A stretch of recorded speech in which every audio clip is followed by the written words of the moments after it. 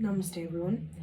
I'm going to share with you a Kriya for eliminating tension in the body as well as burning your karma. So, burning your karma, right? I discussed about that, burning your karma, right? What does it mean to burn your karma? So, karma is held in an energetic state, right? And a lot of time that energetic state can reflect the nervous system. I mean, it's reflected in the nervous system, right? So karma, it's kind of that agitation, that resistance, right? That tension, right? That conflict that we hold in the nervous system, and we never alleviate the pressure.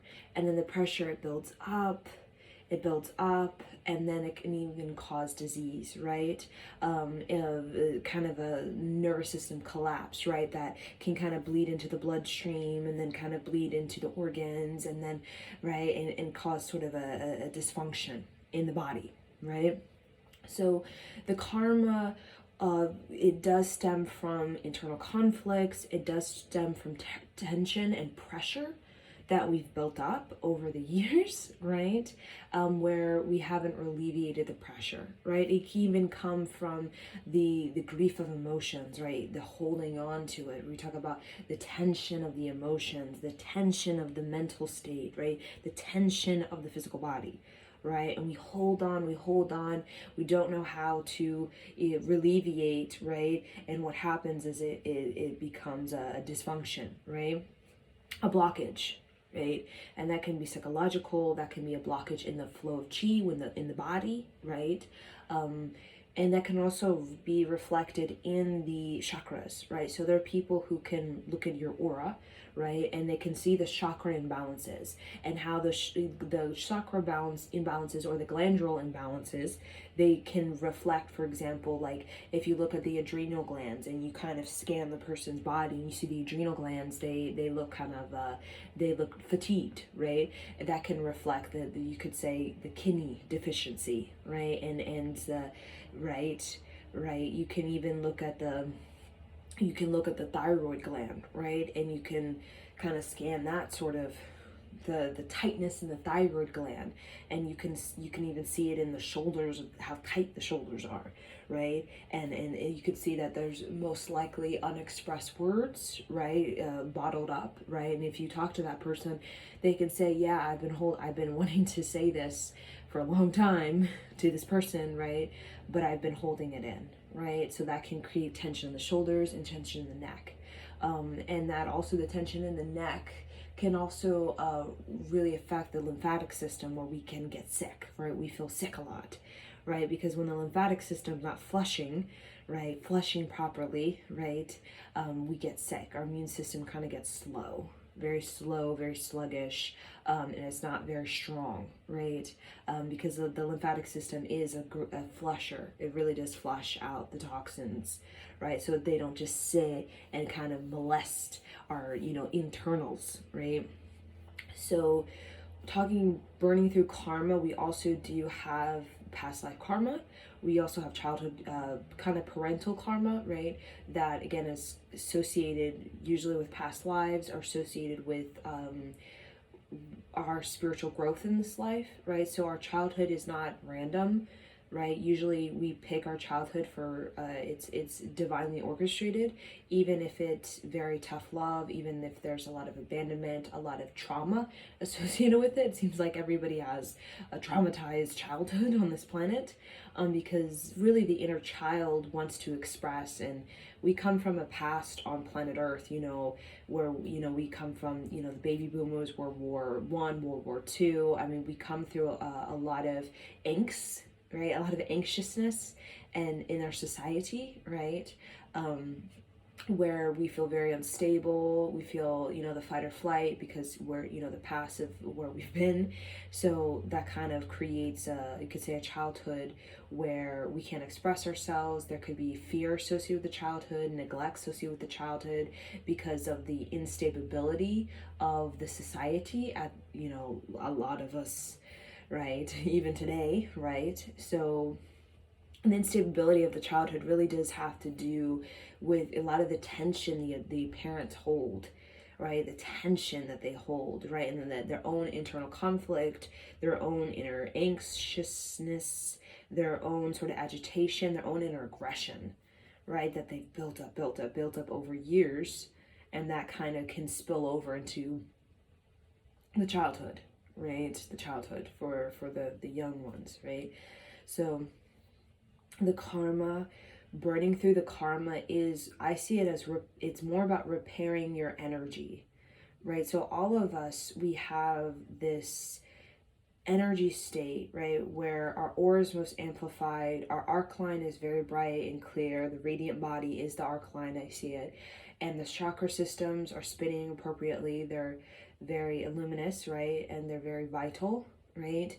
And that's what we talk about, the higher creativity, the higher intelligence, the higher intuition can flow freely. But karma, a lot of times there's blockages, right, due to like wounds and scars due to past lives, right, where you can see it in the actual chakra system. You can see the sort of shrinkage of the solar plexus, you can see the sort of shrinkage of the heart, right, or you can see the sort of the tears, even you can see the tears even in the arc line, right, that can reflect aggressions, you know, in past lives, or even of the childhood, right? You can kind of see it.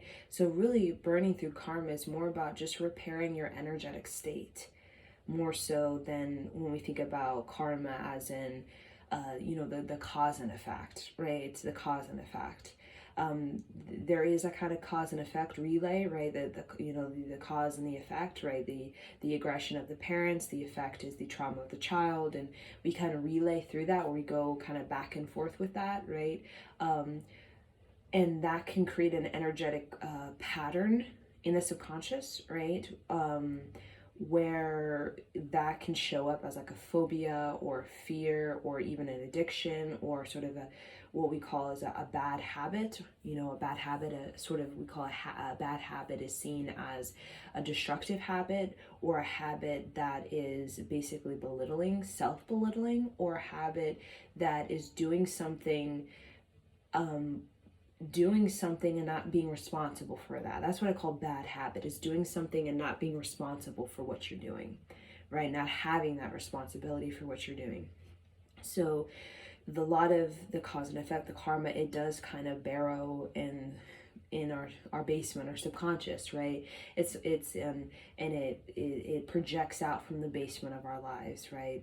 The sort of root chakra, right? The basement is the root chakra, and that's basically where we hold a lot of the karma, because karma a lot of times is associated with your DNA, your ancestral lineage, right? Your childhood, associated with your past lives. Really, the root chakra has to do with the roots, right? The root system, right? And that has to do kind of the generations of you, right? The childhood of you, the parents of you, the society of you, right? And how stable you are. So the root chakra is usually associated with the foundation of you, right? Which is your ancestors, your childhood, your parents.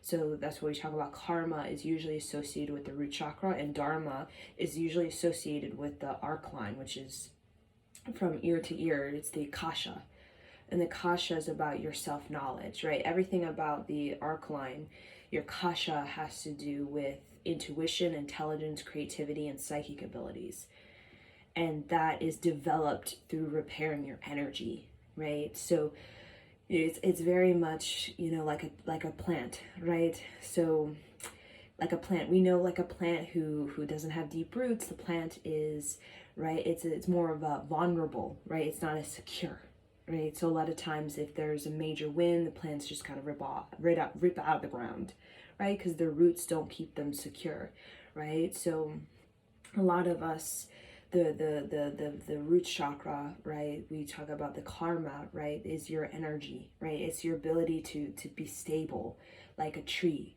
right? You don't, you know, like a tree that has deep roots that go 70, 80 feet in the ground in all directions, 80 feet in all directions underground, right? And that's you, and that is your caliber, right? How deep your roots go, right? And we talk about karma. think of like a forest fire. It's a natural occurrence, right? Unless, you live in an area where, there's like campfires and, smoke in a very dry area, right? That's not very natural, right? Occurrence. But when it comes to a natural forest fire, it really is about burning the disease.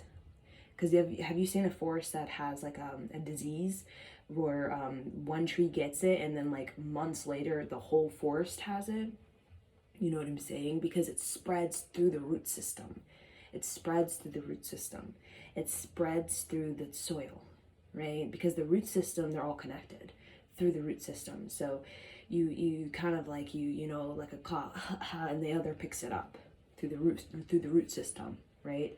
So when we talk about the forest fire, is the tree system's way of burning through disease, which is burning through karma, right? Karma is an energy sort of tear. It's sort of a fatigue or a depression or a grief or a destructive pattern that's held in the energy that's blocking the energy flow, right? So like think of your parathyroid, kind of think of like there's a dam.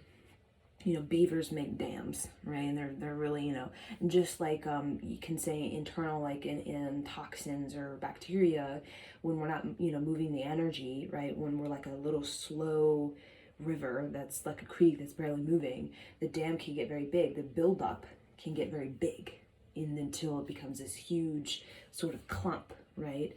In the bloodstream, and even in the kidney, or in really anywhere in the body. And the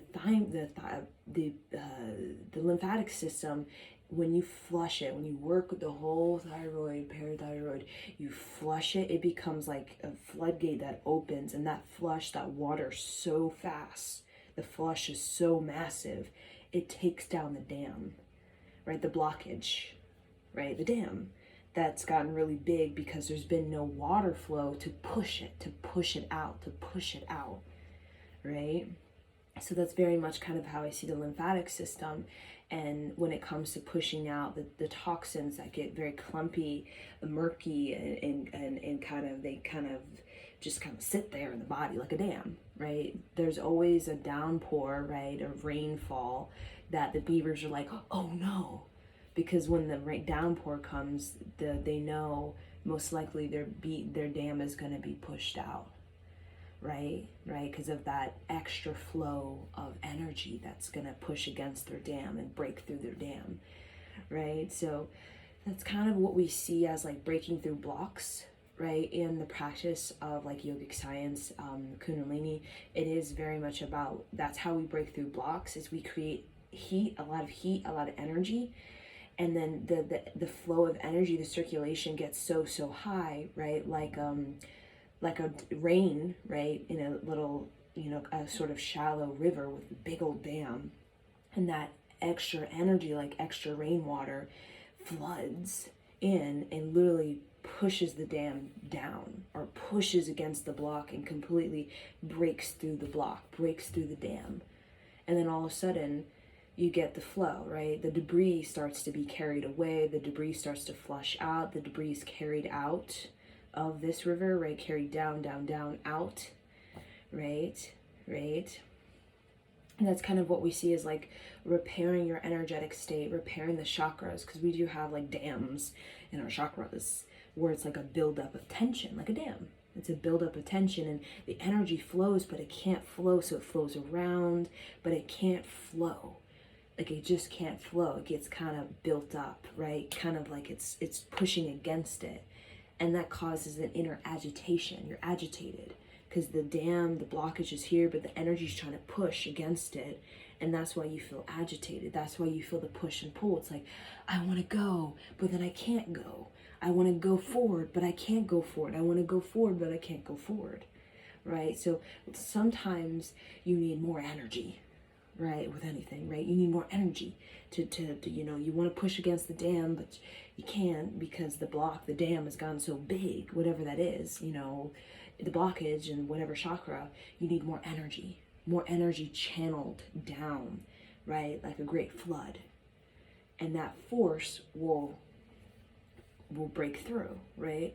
So we kind of do that we all have kind of like energetic debris, energetic tears, scars, energetic sort of wounds, like thorns, you could say, that we carry from childhood that are memories.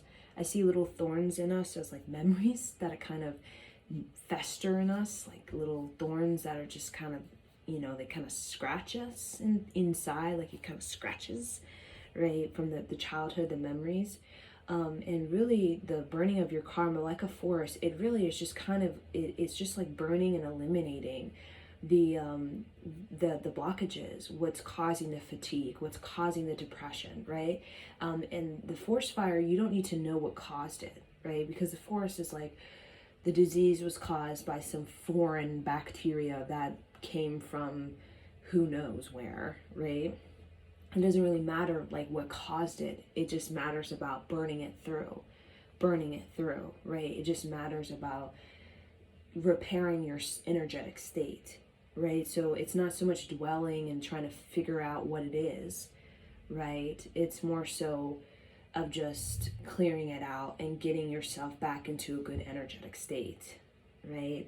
So I feel like a lot of us, psychologically, mentally, emotionally, even spiritually, even physically, we have a lot of our past karma on this planet that is all of a sudden it's coming up, right? It's like the basement doors open and all of the basement junk that's been in there for at least multiple generations is now kind of coming out, right? Or we're going into the basement, right? And we're looking at all of this dusty, musty junk, right? Again, bad habits, or we're looking at dysfunctions, even disease, right? And we need to clear out house, right? So it's like, have you seen a basement that's been there for like 50 years?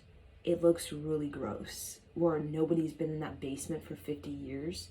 It looks really gross. Like, it's like you don't want to be in there. It's like moldy and dusty, like whatever that is, right? So all of us have to go in our basement, right, at some point, right? Because we can't ignore our basement, because you can feel it energetically, right? So you're like, oh, I don't care about my basement. It's just a basement. Nobody will see it.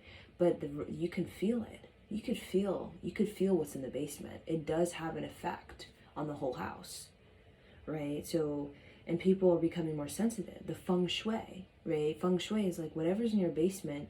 If you had a feng shui master come into your house and your basement was a total junk yard, the feng shui master would probably look at your house and be like, it reeks in here. And it'd be so spotless and clean. And then you realize, wait a minute, my basement is a junkyard.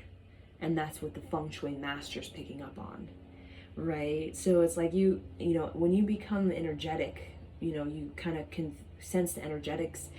Really nothing can go unnoticed. And the basement is our foundation. So the foundation needs to be even more refined, even more organized and put together in feng shui properly, right? Even more, because the basement of the house that we live in represents the foundation, our roots, right? So if our foundation is a junkyard, that's the foundation that we're living on junky soil. We're growing in junky soil, right? And that means you're not, right? Right? Growing inside junky soil, right? So basement represents the subconscious, but the karma, right? And a lot of times the karma, that's where you talk about diseases and dysfunctions and habits. A lot of people are very unconscious. They just kind of relaying through the cause and effect, which is like, this happened to me, then I'm reacting to that, and then the memory equals me behaving like this, and then the past relationship is the effect of that, is me having this blockage, right? The cause and effect, right? And there comes a point where you kind of you get an energy, or you build your energy up, where it's not just about the cause and effect, where this happens to me and then my response is to be reactional, that can be commotional or can be upset or agitated, right? Something happens to me, I'm agitated, I react. The effect of that is I become agitated and I create a blockage inside of me, right? Whatever that is. A lot of the when we really start to get more energy, higher energy in the system, right? Like a rainfall, let it rain, right? Let your system flood with energy, flood it out. Flood is always good. It will literally flood. It will flood out and move the dams that are creating blockages in you, right? So that, right, you can have clear out the debris, the dams, right? Let it flood out, right? The tears, let it flood out, right? Because when the tears come, the flood comes. It literally is a purification of the emotional dam that we have, right? We had a past relationship. We created a dam around love, blocking out love in all areas. And then we get tense, we build it up, we can get sick, we can even create major grief, depression, even disease from that emotional state. But the crying, the tears, like letting the flood kind of come in, actually pushes against the walls of the dam and basically breaks it down. So that in that state of that emotional release, you actually can clear out a lot of the debris, a lot of the tension, a lot of the emotional blockages that have been holding you in this karma of you, right? Which a lot of people, like a basement, when you think of karma can get very stuck, like a rut. Like think of furniture that's been in the same spot for 50 years in the basement. It's stuck. It's almost like it's sticking to the ground. Like, have you been and saw a couch that's been there for 50 years? It's almost like it's collapsing into the ground. Like it's like the ground is like almost like pulling it, like the ground is like almost becoming one with it, right? So it's karma, right? We're talking about the blockages over time without the flow, right? To push to take out the debris, push against it. What happens is the thing can get stuck, can get a rut, it can get stagnant, right? Where it's just like you try to move it and it's like sticking to the floor and it's like, get out, right? And it's just so heavy because it's gotten so dense, it's gotten so kind of hardened, like a hardened object. And that's why feng shui is about moving objects. It's about the lightness, about the play, about the sort of kindred enjoyment of movement, right? Feng shui is about movement, like a dance, right? Feng shui is like a dance. Because you never want something that gets so heavy, it's been there for so long, so heavy, that it literally just becomes hardened rock that just sits there, right? In your house, especially, you don't want that, right? When it comes to like outside your house, like, monolithic structures, that's different because that's about conductors, actual rocks like Stonehenge, that can be as heavy as you want it to be. Tons and tons of pounds, it doesn't matter because it's a conductor of energy. But just having a bunch of musty grandma, great grandpa couches and stuff, that's not a conductor of energy. That more is a sort of a container of energy. You know what I'm saying? A jar that's holding dusty, rusty energy, right? So that's kind of what I see about karma when it comes to the ancestors, when it comes to the childhood, when it comes to even past lives. So sometimes we do have jars of energy that's kind of just like when energy's in a jar, it just sits at the bottom, like Frumpty Dumpty sitting at the bottom, like that kind of thing, right? The energy can't move, right? Nothing's moving the energy, but so we free up energy, right? We create energy that's a dance, right? That's why we use this tool such as Kundalini yoga or even other sort of modalities. Like I like Hawaiian dance, African dance, because it gets the energy moving. It almost breaks down the jars that where energy's held, the blockages, and it bursts through. Like African dance is wonderful, like for self-esteem. Like if you have a block in the self-esteem, the African dance, right, will literally the energy, right, will break down the dam that's held in the hips in the solar plexus. Because a lot of African dance is really about self-esteem.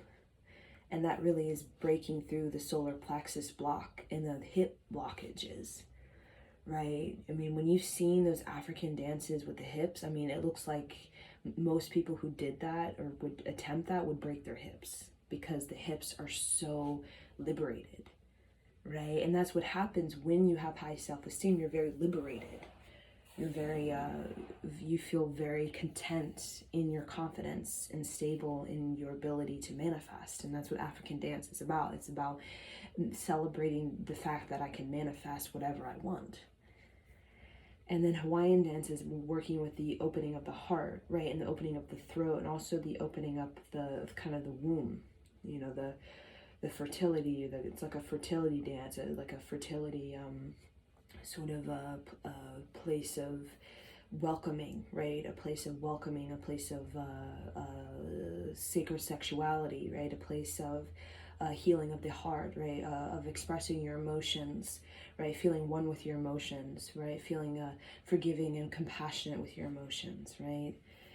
So all these kinds of dances, all these type of modalities, they're all basically about unlocking the body, and we can get so much karma, like stuck, so much pressure on us from our family, our childhood, our past life, right? The pressure of judgment, the pressure of success.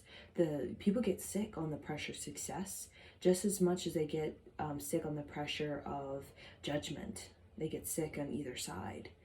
Right? Because the pressure, everything has like a pressure, everything that we're dealing with this life, this human condition, there's karma associated with being yourself and expressing yourself and where you come from, either you're Black, white, Asian, or Native American, right? There's karma associated with all of that, right? Like bad habits, addictions, destroyers, all kinds of disease, right? And all genetic pools.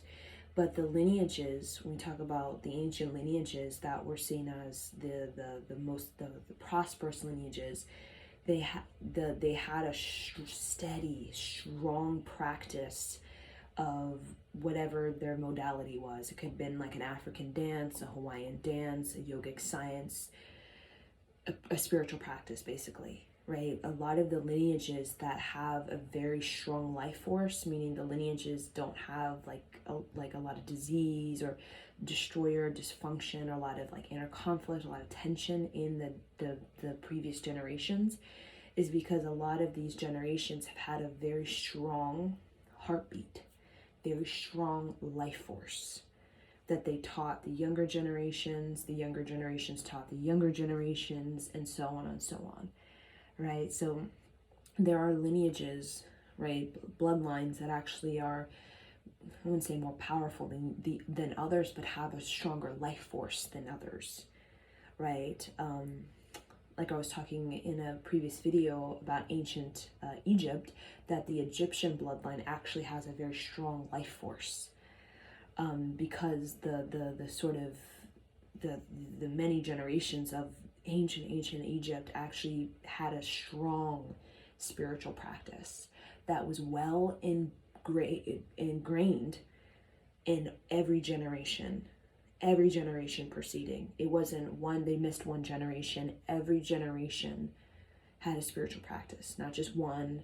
They skipped two, then then they skip five, and then one gets it, right? Is every single generation was taught a teaching, a modality on how to unlock the floodgates and create more energy, and how to repair your energy, so that the pressure of the earth never psychologically creates so much weight that you psychologically damage yourself, right? Or you never damage your emotion, never damage the physical body, because the weight or the pressure or the tension or the conflict can get so high that your nervous system will begin to kind of take it up.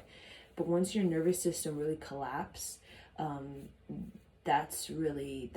That's when, the nervous system, that's when you really, because the nervous system will absorb the impact of whatever tension, whatever conflict, it will absorb it. And that when your nervous system shakes, it's because it's trying to shake it out. It's trying to alleviate itself. Because when we hold too much psychological tension, it's been proven in the sort of scientific community, when we hold too much psychological tension or conflict or pain, the brain can't handle it, so it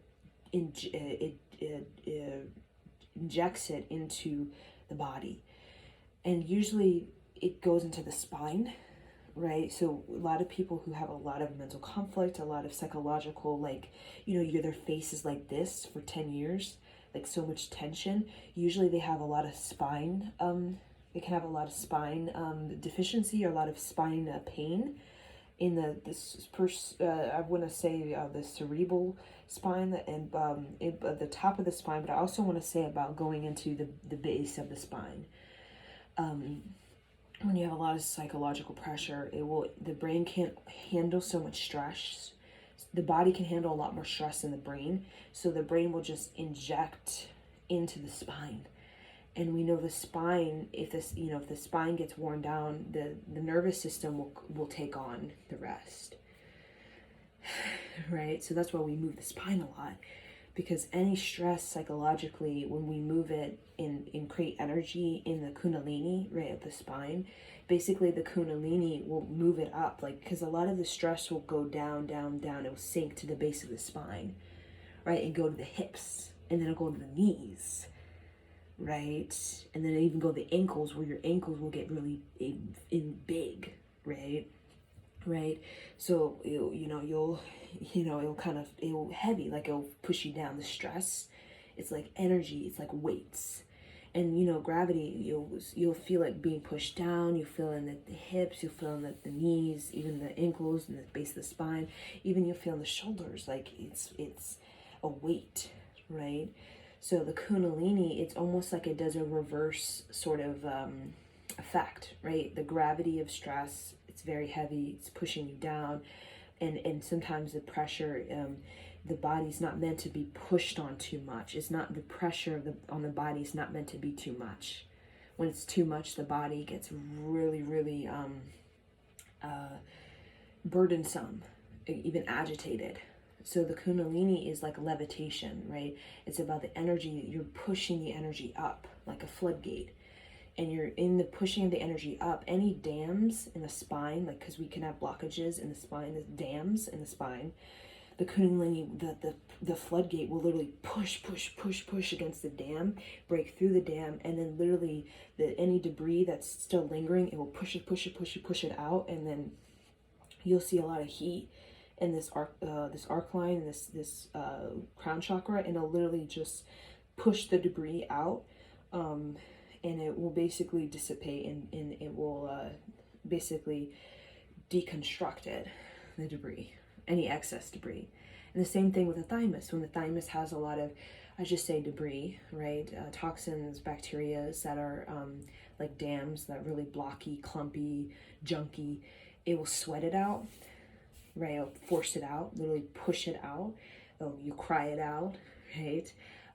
Or it will come out in other ways that it will exit, right? Even exit like through sleep, through even just through like a spiritual bath. It will just kind of, you'll just see like, oh my God, just something just left my body, right? It was that, whatever that blockage or that energetic debris that was like kind of caught in you, like in a dam, right? Kind of just in a dam.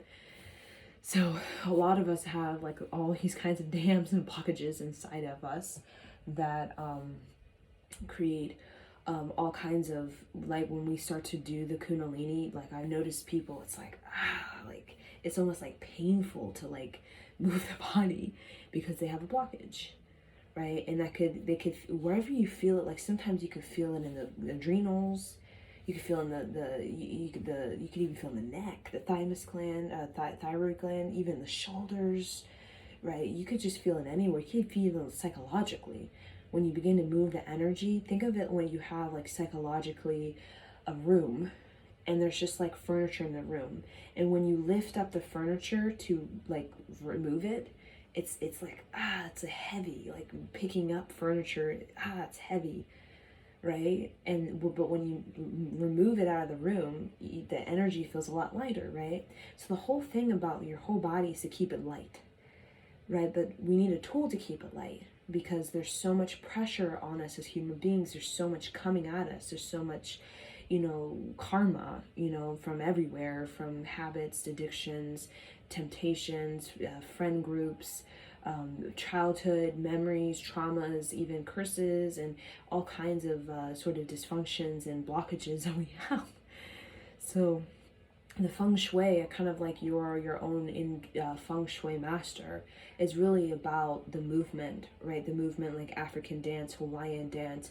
It is really, really getting you as fluid and agile as possible, right? Because again, the pressure of this earth will just get even more intense. So we have to be very, very agile, right? Because if we're not, the pressure will just begin to kind of sink in a sinkhole, and that sinkhole will collect back more sort of junk or, sort of debris, and that will become, like disease, right? So this isn't a time to just keep it pushing and just keep it pushing, right? It's time for us to, it is time for us to gain a momentum of effortless stride.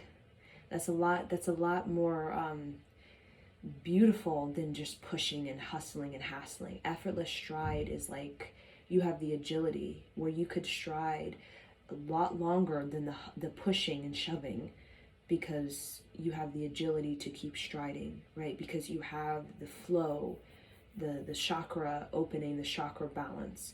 For example, when you have like a chakra block in your root chakra, when you're trying to push it, force it, it's just so much resistance. It is just exhausts you, because your root chakra has a block, and that could be about money, that could be about sex. So no matter how much you push for money, push for sex or whatever, it's just gonna constantly resist it like this, right? And that's just gonna wear you down.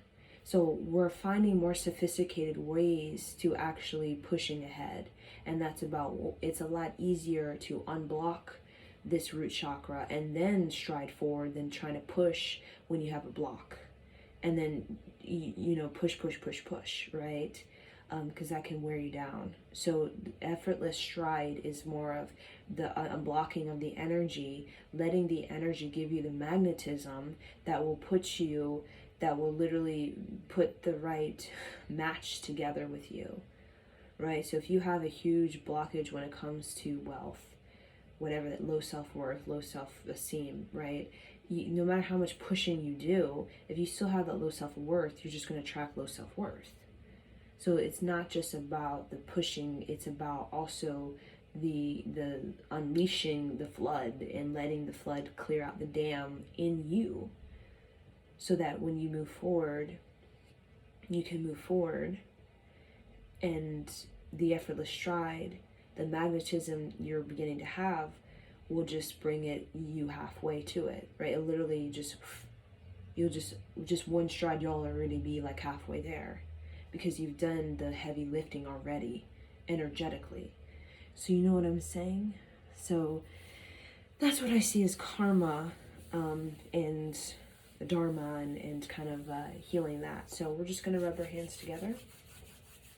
We're going to press our hands, our prayer, into our hearts. We're going to press the thumbs into the sternum, roll the shoulders back and down, tuck in the chin, lift the spine up, see yourself like a ballerina, right? There's a string at the top of the head lifting you up. Feel the perineum, right? The entryway of the vagina if you're a woman, and feel the top of the head, right? The soft spot of the baby's head. And imagine that you have roots. Visualize them white, the color white, pure white, roots down out of the perineum, almost like you have roots coming out of the entryway of your vagina if you're a woman, right? And see that you have branches coming out of the soft spot at the top of a baby's head, right? Branches coming out, white branches, and just see that, visualize that. Inhale, exhale.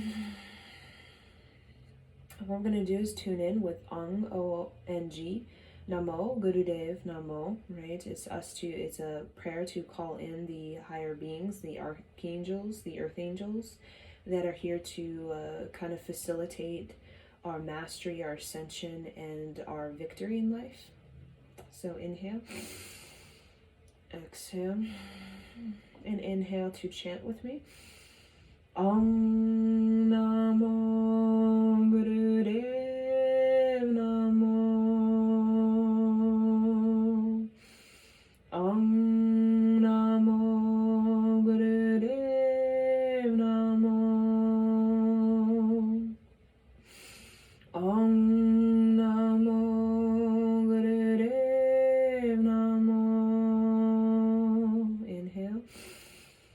Exhale.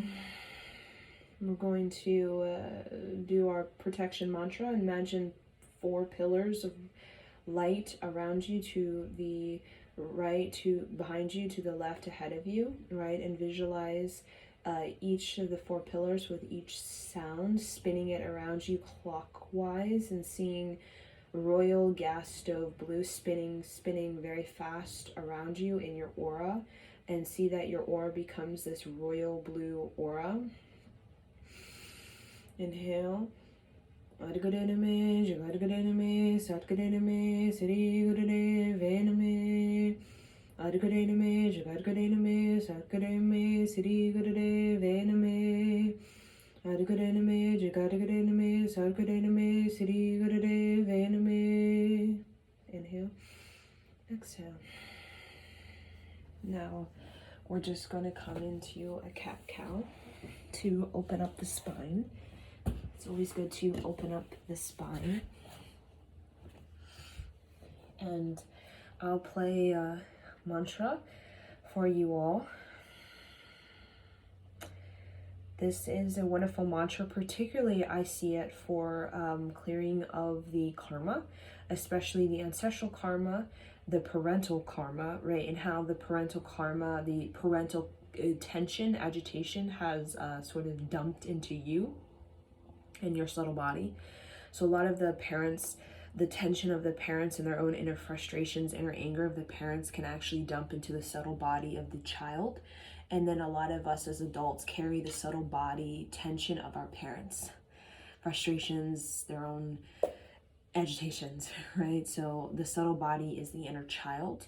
And we do a lot of sort of meditative exercises for the sensitivity of us, so that we can really clear away any sort of parental attachments, parental cords that we have, because as a sovereign being, we should not be attached to our parents whatsoever past a certain age.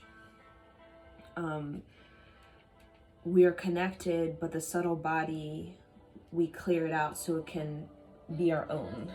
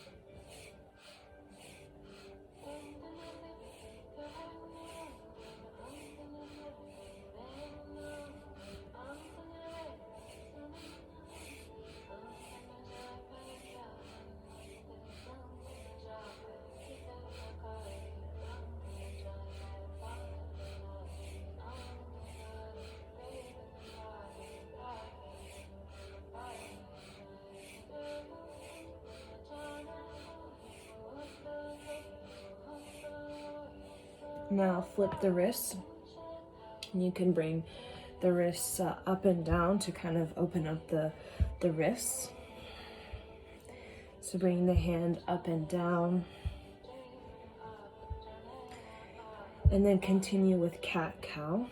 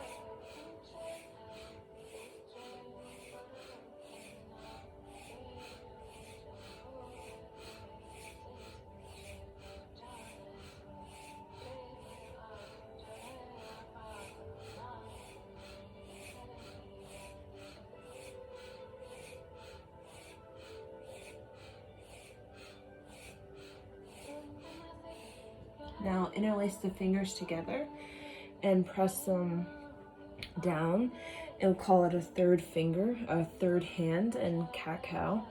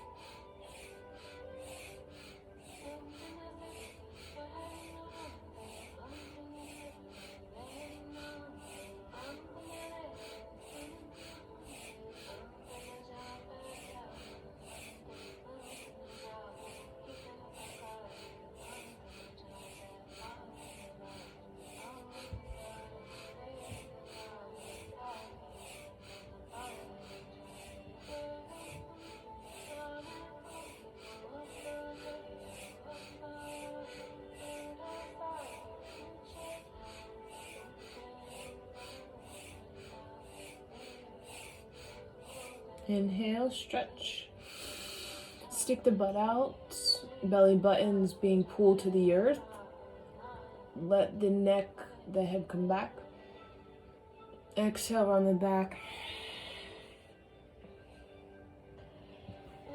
And then come into child's pose, placing your hands in prayer above your head.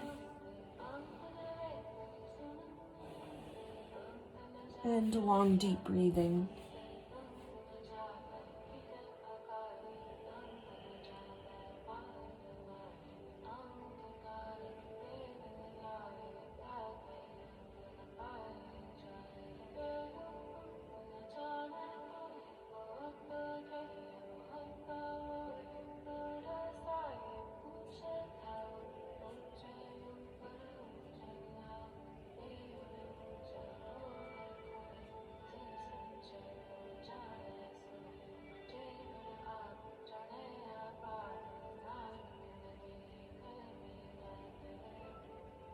Inhale, exhale. Okay, come seated on your bottom.